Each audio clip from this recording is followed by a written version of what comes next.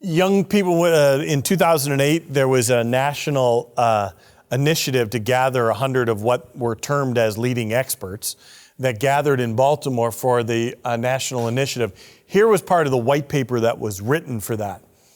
Young people learn best when they're engaged to act, when content collides with experience, when multiple teaching methods are used, when they're forced to apply it, when they're treated as an apprentice and not a depository of facts.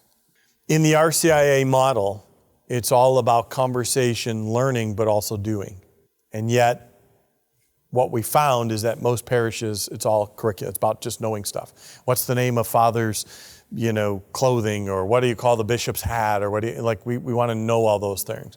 What's the name of the bishop, and all, can you say your prayers right? No, those are all important, don't get me wrong, but it's only a part of the story.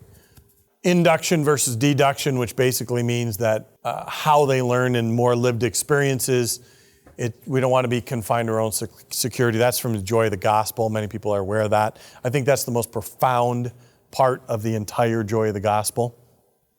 When we talk about a church that is confined, and we're worried about survival, kind of what's going on in this diocese, right?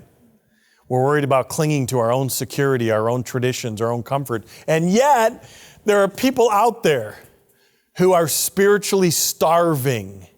They don't know that a church cares about them. They have no purpose, no meaning in life. And the Lord never tires of saying, you give them something to eat. And He's not talking about food. You be the solution to their anxiety. You, the institutional church. Last one is Catholic schools are not exempt from this. I always throw this up there because most people actually don't know that Catholic schools have documents. We write about everything.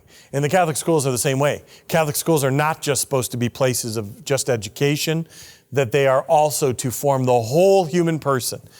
We are to form them and prepare them for life, not just a bunch of facts to have better test scores to get into better colleges. They are to be apprenticed just like everybody else. Make sense? So let's take a little break here, and when we regather, we're going to engage in some dialogue.